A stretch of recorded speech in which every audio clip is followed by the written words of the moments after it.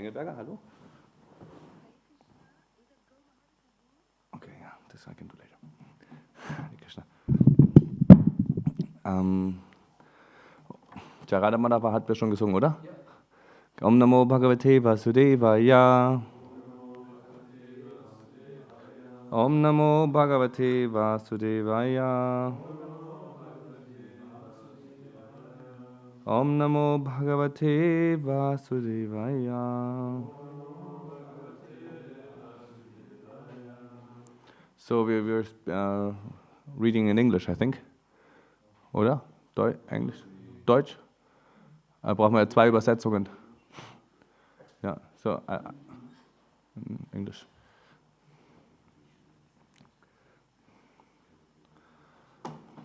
Nunam ta virudakshina. Nunam ta virudakshina. Mayi kalena bhuyasa. Mayi kalena bhuyasa. Tatra yogena drishtena. Bhavam adatum arhati. Bhavan adatum arhati. Nunam tavirudakshina. Mayi kalena bhuyasa. Tatra yogena drishtena. Bhavan adatum arhati. Prabhu.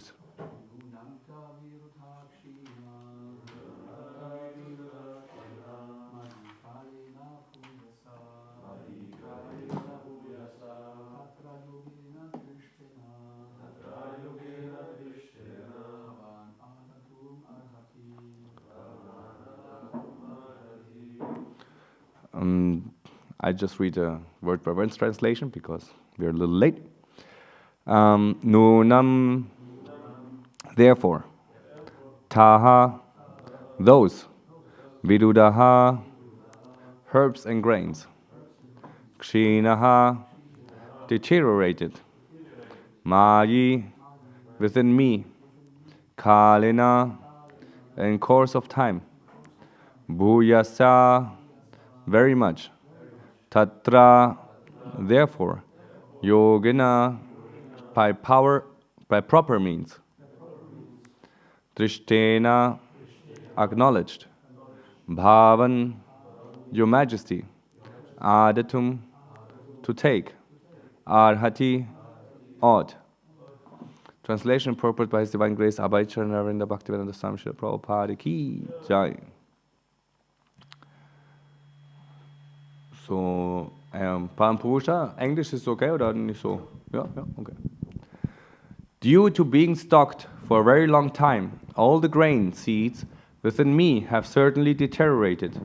Therefore, you should immediately arrange to take these seeds out by the standard process, which is recommended by the Acharyas and Shastras.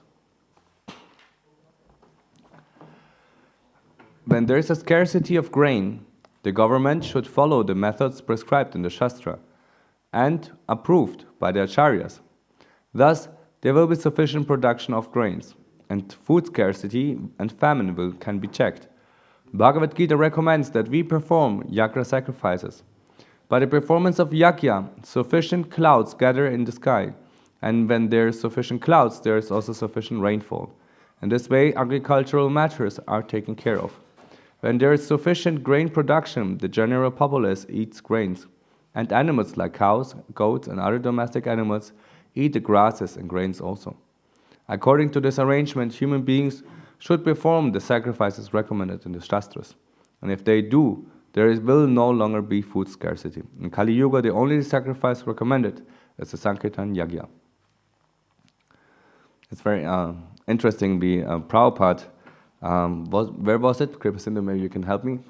Where there was, I think it was in South India, there was, it didn't rain for a very long time, and close to Chennai, and they visited the city, and Prabhupada said, we can make it rain, we just need to perform big Harinam Sankirtan in the city.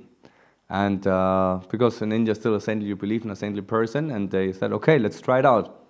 So they made a big Harinam in the city, and then I think the day after or 2 days after it started to rain, and everybody's like, wow, it hasn't rained like since months, you know. And in India especially, if it doesn't rain during the rainy season, then the whole year is very dry and you don't have any corpse, you don't have anything to eat. So they were very astonished, and then Prabhupada says, yes, the Sankirtan Yaka, that's what we need, that you need to sing and chant the holy names of the Lord, and all energies within your universe will be harmonized. And this is how they had achieved it. So it is very powerful. And it's also said that any sacrifice done properly, the result will be that there's rainfall. And also sometimes after festivals, when we have, we see some rainfall, we see some auspicious signs. Like yesterday we had some little rain, and then the sun came out. I don't know, some of you saw the rainbow? Yeah, you saw the rainbow? Some of you? No, it was a really beautiful rainbow, amazing. It was so glowing, bright. And I live further away, and because you say always where the rainbow starts, there's the treasure. Huh? So from where I was, from my home, I could see that the rainbow starts here directly at the temple. So you are the treasure. Let's continue with the purport. In this verse, there are two significant words, yogena, by the approved method, and drishtina, as exemplified by the former acharyas. One is mistaken if he thinks that by applying modern machines, such as tractors, grains can be produced. If one does go to a desert and uses a tractor, there still will be no possibility of producing grains. We may adopt various means, but it is essential to know that the planet Earth will stop producing grains if sacrifices are not performed. The Earth has already explained that because non-devotees enjoying the production of food, she has reserved the food seeds for performance of sacrifice. Now, of course, atheists will not believe in this spiritual method of producing grains. But whether they believe it or not, the fact remains that we are not independent to produce grain by mechanical means. As far as the approved method is concerned, it is enjoined in the Shastras that intelligent men in this age will take to the Sankirtan movement, and by so doing, they shall worship the Supreme Personality of Godhead, Lord Chaitanya, whose bodily complexion is golden and who is always accompanied by his confidential devotees to preach this Krishna consciousness movement all over the world. In its present condition, the world can only be saved by introducing this Sankirtan, this Krishna consciousness movement. As we have learned from the previous verse, one who is not in Krishna consciousness is considered a thief. Even though he may be materially very advanced, a thief cannot be placed in a comfortable position. A thief is a thief, and he's punishable. Because people are without Krishna consciousness, they have become thieves. And consequently, they are being punished by the laws of material nature. No one can check this, not even by introducing so many relief funds and humanitarian institutions. Unless the people of the world, take to Krishna consciousness, there will be a scarcity of food and much suffering. Om Agyanatimirandasya Gananjana Shalakaya Shakshur Umilitam Yena Tasmai Shri Gurave Namaha. Shri Chaitanya Manovistam Stapitam Yena Bhutale Swayam Rupa Karamayam Dadati Swapatantikam. He Krishna Karuna Sindhu Dinabandhu Jagatpate Gopesha Gopika Kanta Radha Kanta Namastute. Tapta Kanchana Gaurangi Radhe Vrindavaneshwari Vishabhanu Sutate Vipranamami Hari Priyam. Vanchakalpatru Vishya Kripa Sindhu Bevascha Patitanam Bhavaniya Vaishnavi Vino Namaha. Namom Vishnu Madhaya Krishna Vishta Bhutale Shimate Karamakana Samati Namane. Namom Vishnu Madhaya Krishna Vishta Bhutale Gurudas Chadveta Samati Namane. Namom Vishnu Madhaya Krishna Vishta Bhutale Shimate Bhakti Vedanta Samani Namane. Namaste Saraswati Deve Gauravani Pracharini Nivishesha Sanjamari Paskadari Deshatharine. Jai Shri Krishna Chaitanya Prabhu Nityananda Shri Advaita Gadadhara Shivasari Gaur Bhaktavinda. Hare Krishna Krishna Krishna Hare Hare. Hare Rama Rama Rama Hare Hare. So we are all thieves, kind of. In some way or another, we have taken something which is not ours and claimed it to be ours. That's the essence of a thief. And we're starting already with this body. Did we make this body? No, we're just kind of living in this body, and it grows, becomes old, it has some byproducts, hairs fall off or something. It just happens by itself. It's not that we are making it. And then we think that, okay, I worked so hard and I'm getting this or I'm getting that. Or if one is, whatever we have, whatever we take from the material world, we take it from Mother Earth. Therefore, Mother Earth is called Mother because she's giving so much. We take the oils, the minerals, we process them, and then we have an end product. And then we sell it for profit. And therefore, Prabhupada called everybody in this world actually thieves. That they are thieves, they're taking without honoring the person who's owning it. So the main idea is that we understand we as human beings, we as souls living within this world, we have an intrinsic debt towards the whole world, the whole existence. And this debt is that we can exist. And why do we exist? We exist because of mercy, because of love, in a material and spiritual way. And that is something very profound that we should understand, that we are not here just by chance. We are not here by chance. It is with a certain purpose that we are here. We are here to experience and to give love.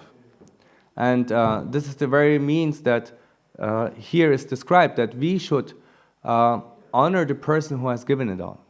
So we understand that it is not just, okay, we can call him Krishna, God, but the whole universe, we are part of it. And if we just take without giving back, we create imbalances within this world. And we see in modern societies that we have an extreme imbalance. We are so technical, we are so, I would say, abstract nowadays. No? Everything is in a virtual world. You're writing text messages, sending smileys, making videos, and this and that, and it's kind of all technical. And we're using it. But if the balances shift too much towards this technical aspect, and we become so confident in our technical achievements that we think, yeah, we don't need any God, we don't need this, we don't understand nature, we're not in touch with nature, then we start to destroy ourselves. Health-wise, psychological, nature, everything. We're destroying everything. And so we can see that actually the only harmony, the only perfection and happiness, also in the physical level, can happen if we are conscious of what we are and in which environment we are. That we respect Mother Nature. We respect our human society, the society that we are part of. Normal family boundaries, which give a very psychological, stable foundation for anybody to grow and raise in. We are here in a community, and this community also helps us to grow emotionally and spiritually to a very strong person.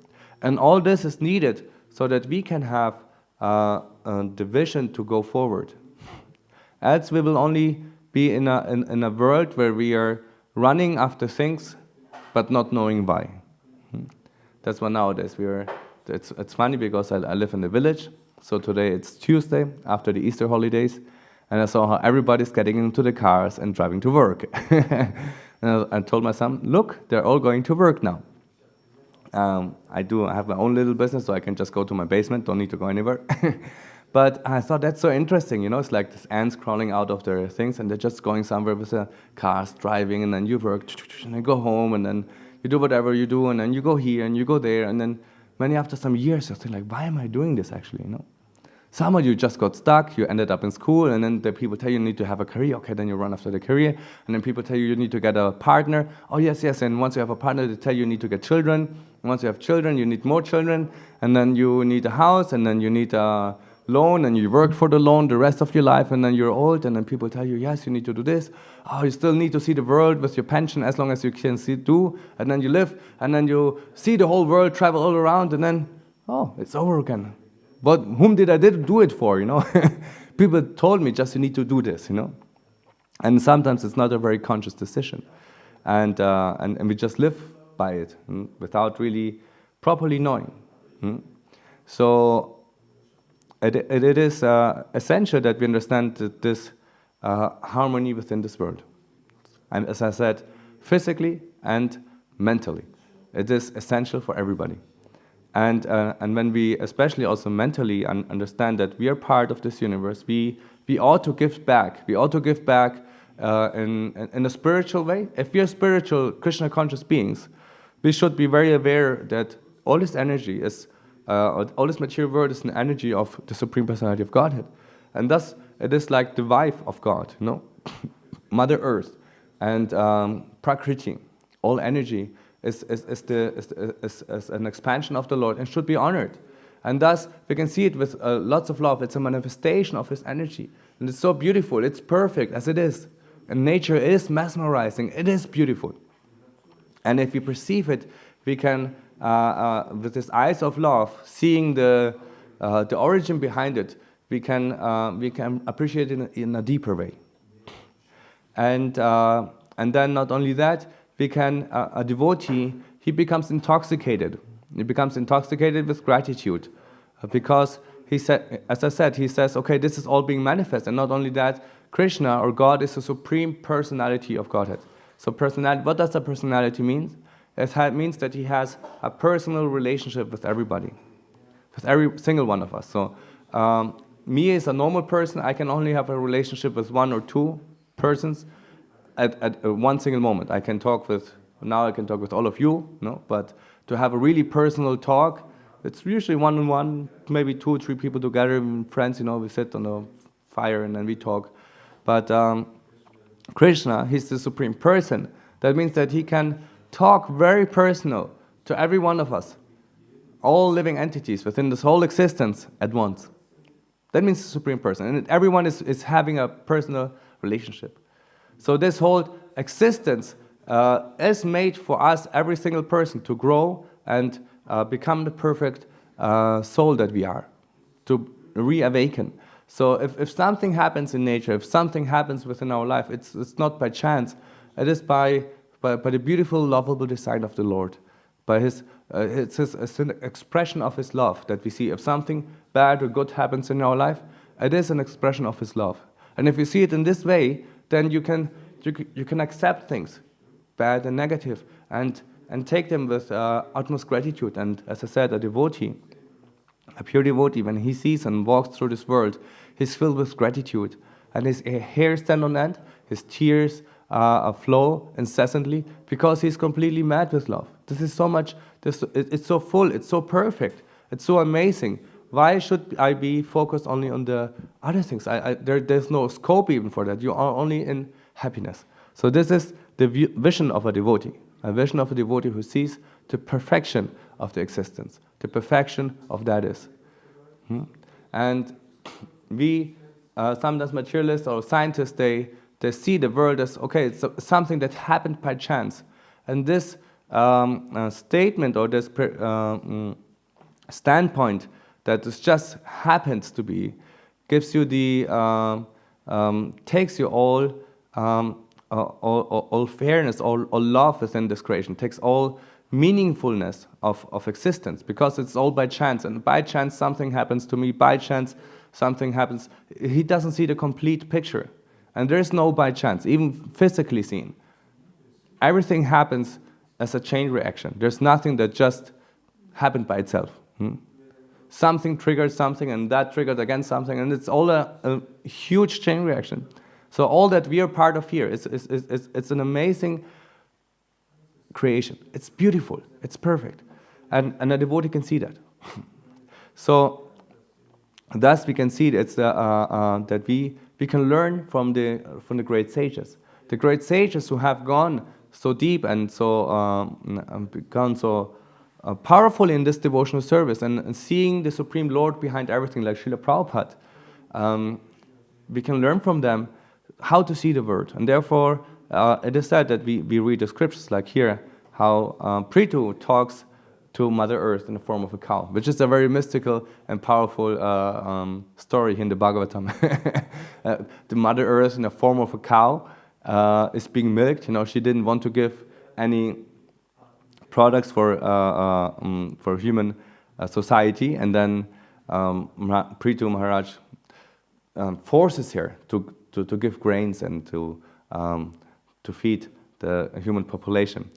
So it is very interesting, and we can see that everything is being done by the perfect arrangement. And as I said, with the eyes of love, it said, Premangyana chudito bhakti vilochanena santasa deva hidesho vilokayanti yam shamasundaram achinta swarupam govindam adipurusham damaham bhajami. Those whose eyes are anointed with the balm of love, they can see Krishna, Govinda, on the shores of the Yamuna river. So only those who can see with the eyes of love, the eyes of gratitude, can actually see the Supreme Personality of Godhead. And then you will see Him everywhere. And this is the most ecstatic state that you can be in, the state of gratitude and love, where you love and can embrace the whole world. There's nothing which can hold you back. Hare Krishna. And any questions or comments on this?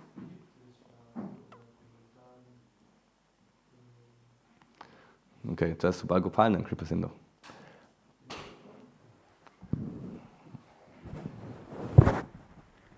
Prabhu. You talked also about the point when we use technology to a greater extent, we might become, it might become very abstract, life becomes abstract. So how do we deal now as practicing devotees with that? Because sometimes we need them for different purposes. How can we be regulated and use them correctly? Yeah.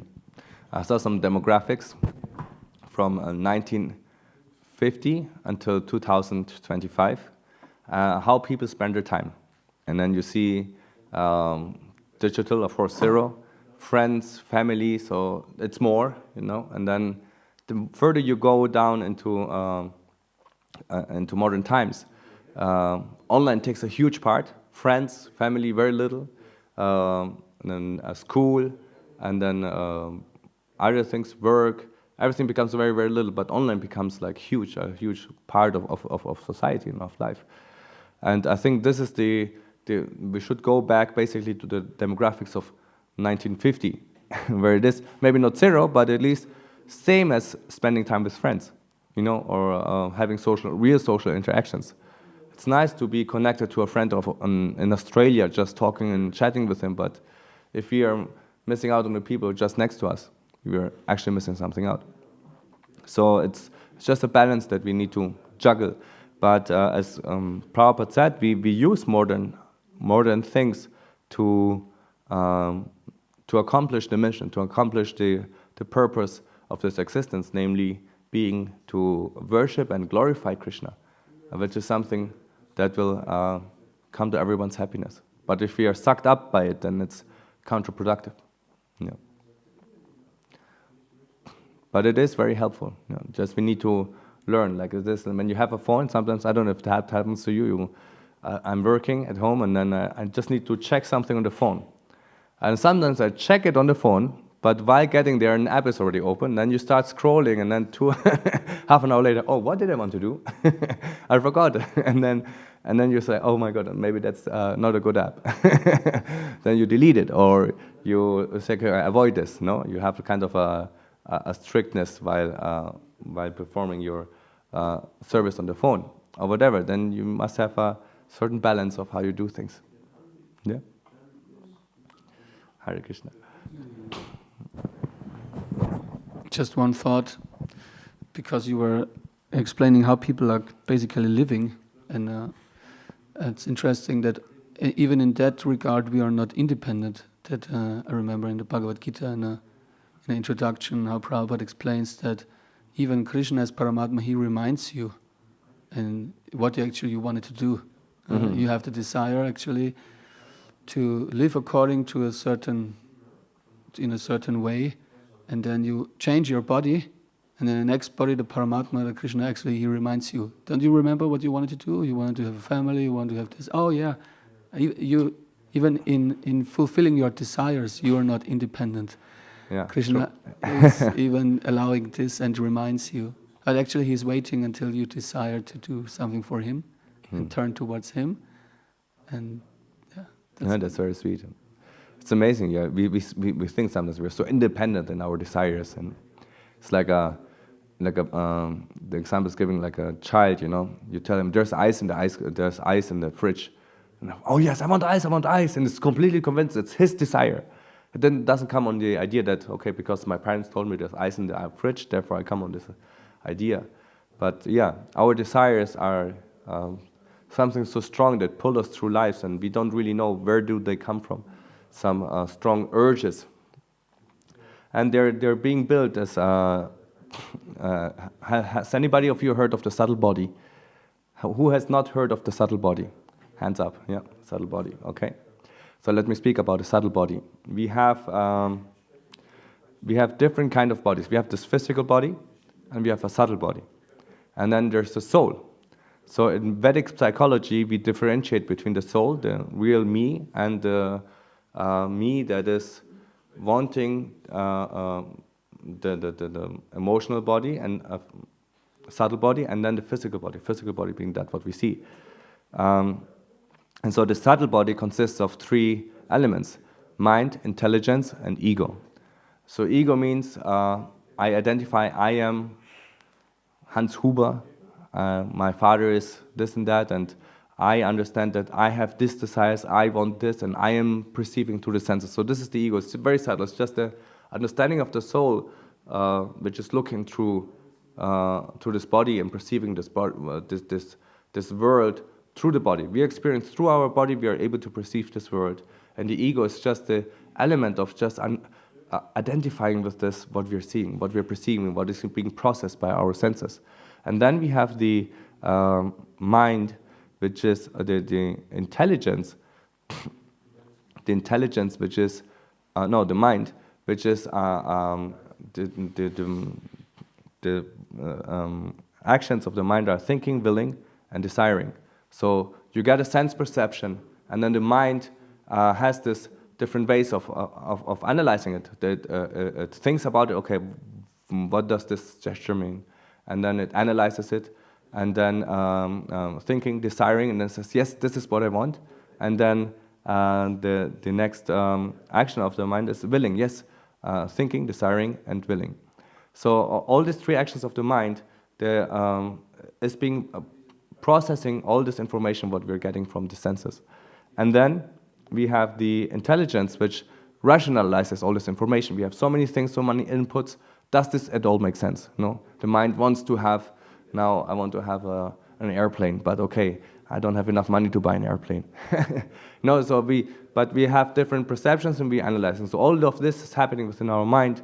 But not only that, the mind, the subtle body, is a store of all the different impressions that we have throughout many lives that have come. It's like you can say like a database. It is like a form.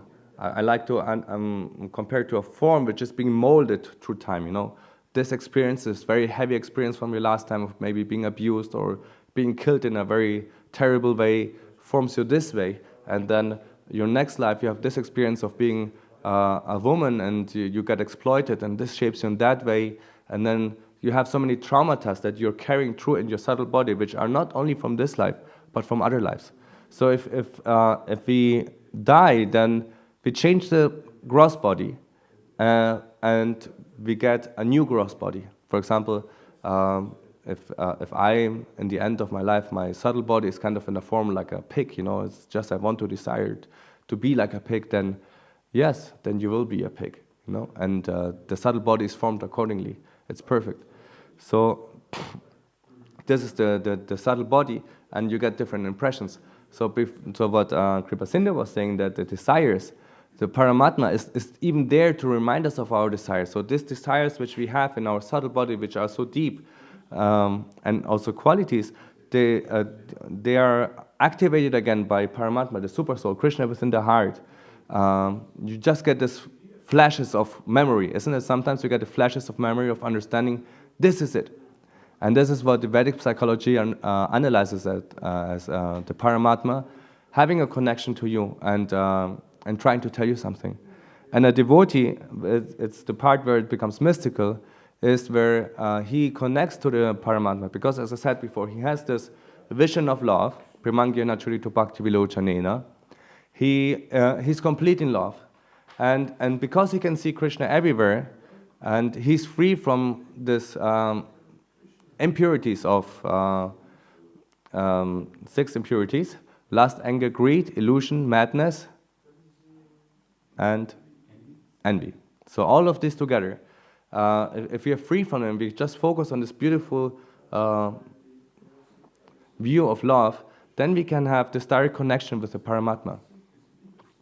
And then we can listen to him. And then mystical things we can understand very easily. There's so many things that we can understand, we are intuitively understanding, even without somebody telling us. We can understand these things. And thus we can become very subtle, and we can be in harmony with ourselves, understand what do I really want. It's not that we are just driven by these enemies of envy, greed, anger, because these are not things that we usually really want. It's just a reaction to a situation we are in. We don't really want to be envious. We don't really want to be angry. We don't really want to be all these bad qualities. It's just like a reaction that has been triggered within us. But what we actually really, really want is something completely different. And thus, if we can listen to the Paramatma, then we can act in a very harmonious way. So, but that is a way of life that is not easy to attain, and it's a lifelong practice to listen to our inner voice, our inner Paramatma, Krishna within the heart. But sometimes we might mistake it for the mind. The mind sounds very similar, or the intelligence, where we just analyzing and processing this world. But there is a deeper voice within us, which is called the Paramatma. And the great yogis, the mystics, they connect to this Paramatma in a different way. And thus they can use the power of the Paramatma and the Atma, the soul, to manipulate this material world. And that is on a new topic. But we are interested in having this connection to the super soul in a lovable way. In this Premangya Nacharito Bhakti Vilochanena. Yeah? Is that okay? Thank you. I would be eager about the last point that you made. Which part? The point with Paramatma and Atma and misusing this. Misusing, Yeah. You like it? It sounds a little bit like mystics, they achieve the super soul, but then you have 2 choices. I heard this once. One choice is like surrendering, devotion, bhakti, but the other choice I heard once from a devotee, I don't want to speak about this now. And it sounded a little bit like this. So I would be curious about that point. So tell me about what did he say now? No, he didn't say. He didn't say? No, Okay, he the other didn't say. point. But you mentioned also a similar thing Okay, now. yeah. And maybe you can tell You want a little to hear bit more? about it? Yes. Shall we go please. into the mystical part? I myself don't know so much. It's just something that you try to feel and experience. And it is something that is there, and then you read from scriptures and other people telling you. So one thing is that we as Bhaktas, we mainly have this experience of connecting to Paramatma, to the Super Soul, in a very lovable way. Like as I said, Yamunacharya, he did the Ashtanga yoga process, the normal yoga process where you do the asanas, and so it was before a prerequisite of all the acharyas who wanted to be an acharya or great spiritual masters to go through the Ashtanga system and to perfectionize it, and then only you would get sannyas and become a spiritual master and like that. So he needed to perfectionize the Ashtanga process, and in due course of it, he said he managed to make a marriage ceremony with the Super Soul. So what does it mean, a marriage ceremony? First of all, in a marriage, you are not separated from your partner. You're always connected. Wherever you are, you're always connected. And second of all, the connection is very short. It's not like to a friend or someone else. It's like first you must say, hey, hello, how have you been, and like this and like that. But with a partner, you just can go directly into it. But wherever you want, the connection is very sweet and very short. Very short. And then the second one is very sweet. Sweet being that it is in a very joyful and playful way. The mystical yogis, though, who go into this world, they start from a different approach. They don't start from the approach of being Premyangyana Charito Bhakti Vilochanena. So they might have a tinge of bhakti, but in a different way. The mystical yogis, they usually, I say how do you usually, because it's very different individually. The mystical yogis, they see, you perceive, first of all, you have on the basics of Brahman. You understand that everything is energy. Like the Buddhist ground, basically. They understand everything is Brahman. And this Brahman is connecting everything. This energy is connecting everything. And then you try to listen in Kriya Yoga, for example. You try to listen. You try to understand the basic existence of universe. You know, first, to silent meditation, you listen, and then you go very deep. And you listen more. What's just happening? Just understanding what is existence. And you go deeper into this understanding of what is existence. And if you understand the basic, basically it becomes more and more revealed of what is existence. And then you do some pranayama or some other exercises which help to clarify the mind. And the mind becomes complete. You try to make the mind completely still in such a way that the mind becomes translucent, that you can directly see through the mind to the soul and have a connection with the super soul. And so that is something very, very spiritual. And then it goes into this Paramatma. And this Paramatma, then you have this amazing feeling of being one with the whole world, being one with the complete. And then if you go to deeper subtleties of mystical yogis, you understand the connections of everything, how it is connected, how this one is reacting in this way or in that way. It's like in physics. You understand that if I put boiling water on a burning fire, then it evaporates immediately. And then, but in a subtle way, you understand if I do this certain action, or if I think or meditate in this way or do this, then this and this will come as a reaction. And thus you can manipulate also material energy. You can work with it. You can play with it, basically, in a very subtle way. Also, you can play basically with other people. You can play with, because it's so subtle. You know how to react. You know how to trigger. You know you understand it because you become very, very aware. You become powerful in this way. Yeah. So it's the mystical yogis, and then we can go even deeper because they can not only distort the mental platform, but it becomes so strong that the mystical yogis, they can, especially before you read in the scriptures, with mantras, with certain vibrations, you can alter the physical existence, where they can make something fly.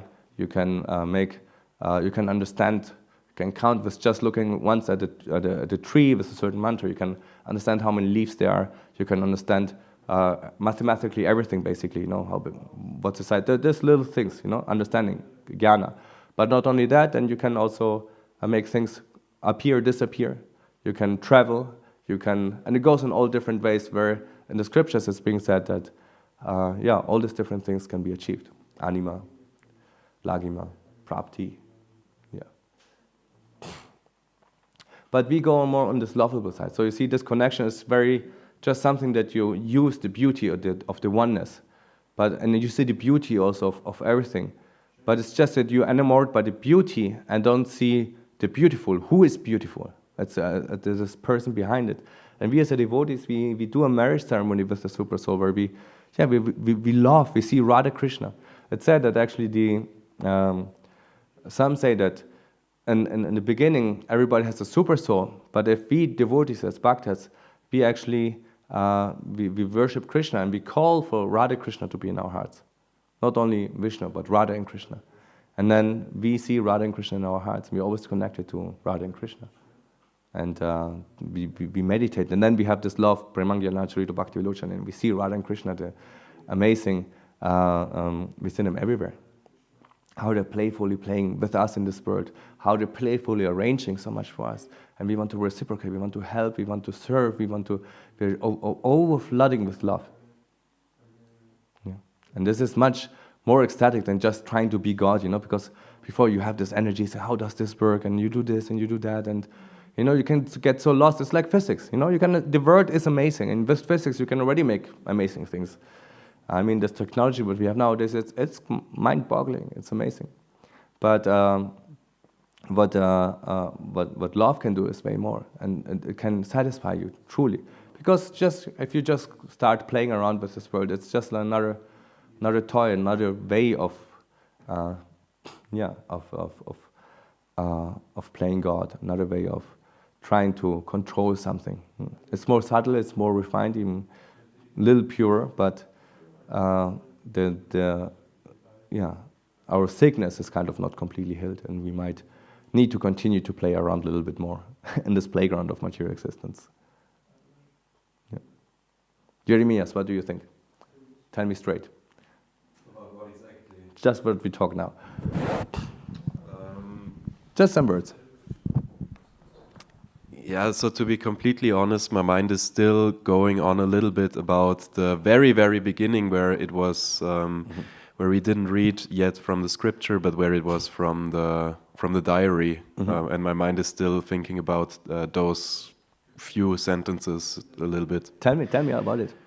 Where it was stated that the best response to abortion is capital punishment, and I personally very much disagree, very strongly, because I think from my view it's way too simplistic, where you only think about cases where maybe there's an actual choice, but then there's also countries where women are raped, and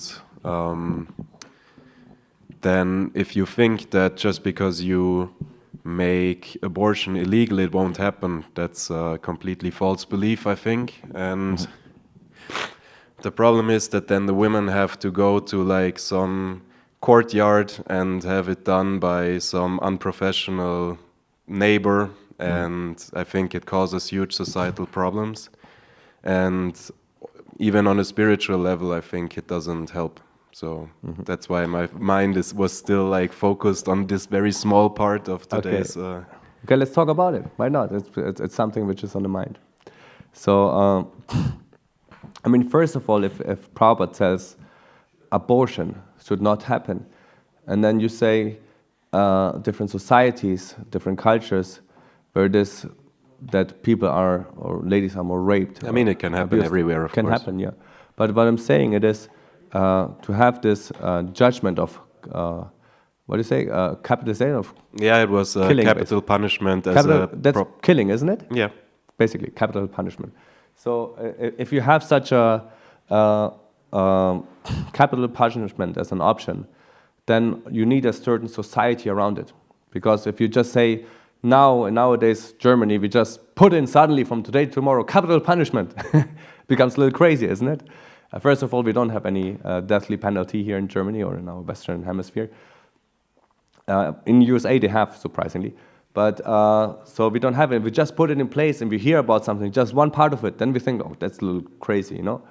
But if you see the society around it, if you have a supportive society around it, meaning that you have that ladies are protected, they're welcomed, they're in a certain society, and then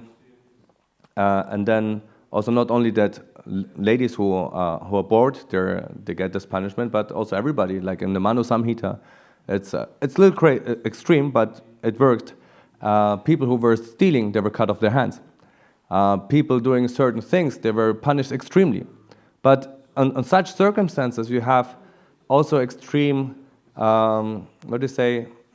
extreme adherence to following this normal rules of a harmonic social society, like you have in Japan.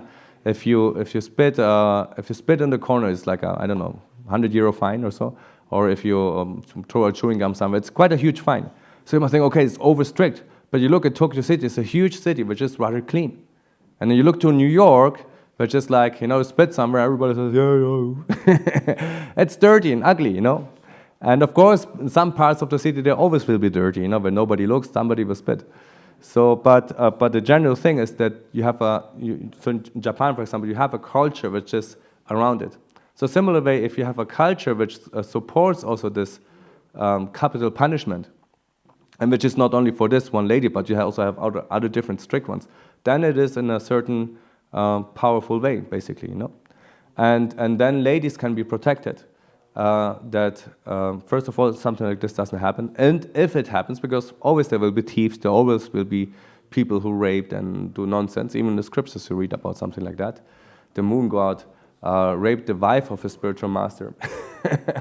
Crazy, sounds crazy, you know, but then there's a whole discussion of what's happening, and the whole universe is interfered, and then they try to figure out what happens with the child.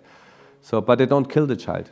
So they accept the consequences. And I know personally some ladies who were raped, but they accepted they had this thing, okay, what do I do? I mean, it's different if you know somebody, you know.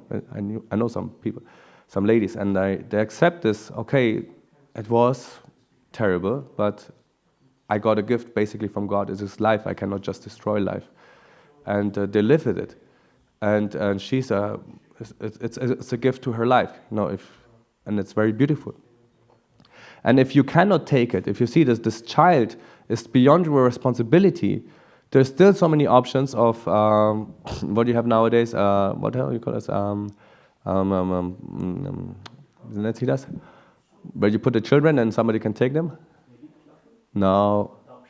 Adoption. Yeah, you can put up for adoption. Baby club. Also, there's some security boxes. Basically, that is something very nice. Where mothers who are completely overwhelmed, they cannot take care of their children because maybe it is sometimes like that you cannot take care of it. You know, it's just making you crazy. You go beyond yourself, and then you see, if I keep this child, either I will kill myself or I will kill the child.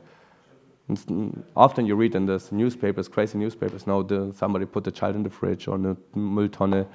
But you have this adoption schemes, or where you put them, create safe places where they can give the children. And then there are many families also who cannot have children, and they're happy to raise a child. And then they can take such a child and raise them. It's very interesting. I saw about a life of a great scientist, Oppenheimer, and this Oppenheimer, he gave his children to to his friend because he needed to focus on this nuclear bomb thing. So he gave his child to be taken care of for several years to his friend. You know, I mean, it's different society back then, but I mean, I would never imagine to give my child to someone else But this moment, he saw that his wife is freaking out. She was becoming a drunkard because she couldn't take care of the child. And he needed to work on this project, which was essential for national, international, global security. So at this moment, that was his only option, you see? And then if you have this option of where adoption is something where which society is creating, then you don't need abortion, because abortion is something very terrible. We don't need to kill human beings. And we just need to give them the option, okay, if the child that you have born is too much for you, then you give it up for adoption, and that is something more human. Don't you think so? What would be your answer? Yeah, but I think it's just not always the reality. Like, it's also a privileged standpoint here from Central Europe, where we have very strong social support. But I have traveled also in places like the Philippines, which is one of the poorer countries in this world, and where abortion is illegal. And I know personally Legal or illegal? Illegal, because it's a very Christian country. And I know personally from friends that I made there that the reality is just different. You know, it's always easy to think of ideal solutions, but sometimes we also need to think of the reality of the people. And the reality is then that young girls go to some kind of illegal, not even doctor in their neighborhood, and then they get the abortion anyway. And that's the consequence of having the law, right? And yeah. But then, okay, you might always have some illegal things going on, but it is not legal. It's not that you just can go and you don't have the child at all. Which is like you have, I don't know if it's like 40 or 30% in Germany. You must imagine this number. 30% of all the children in Germany are not even born. They've been killed before they're born. I mean, that's a little inhuman. That's a little crazy. if you're going this far to make it so legal, it becomes so easy, you know, okay, I'm not sure, you become crazy, or you're just, you don't know what to do with life, and you become overwhelmed in the situation, and then you do the abortion. I know somebody else who did some abortion. And then also the ladies, they have the mental consequences. It's not just because you make this decision, I want to kill somebody. It goes very deep, deeper than one thinks. So maybe if it's illegal, it becomes more difficult. Same like drugs, we know people will still always take drugs illegally, but it's not that you allow them. Same with abortion, it's not something that should be allowed. But if somebody really wants to do it, they will manage somehow on their own. But you rather create a safe structure around it where people can have a positive, you have the adoption scheme, you have some other schemes. So of course there always will be some ugly side, but you try to create the best possible frame. Same also with, how you call it,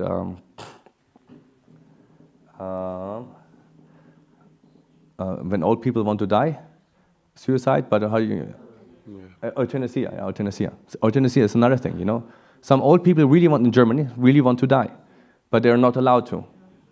I mean, in some other countries, they're allowed to, they get the injection and then they die, And they won't have a peaceful death. And sometimes you think,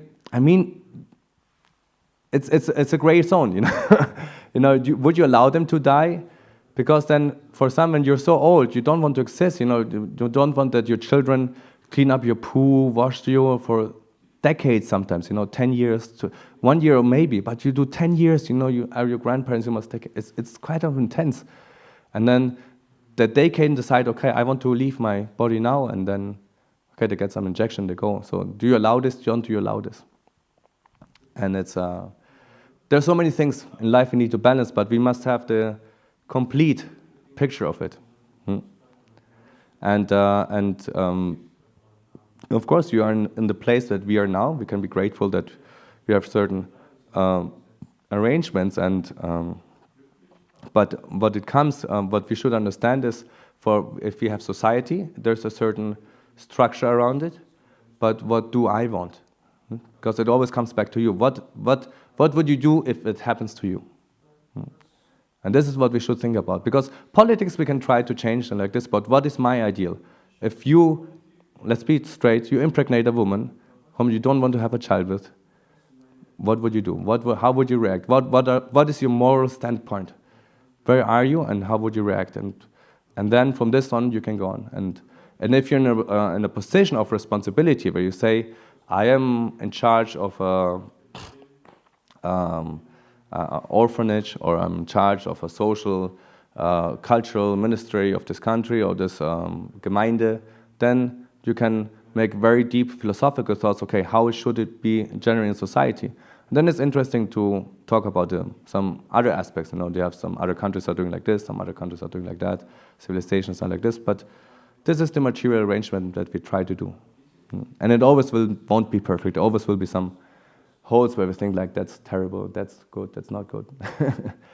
But we understand there's some way of trying always to please the Supreme Personality of God, of Krishna. This is, if you have the spiritual view of love, which is love should be the basic of all, shouldn't be just like anger, envy, to have all these emotions, give them space to act.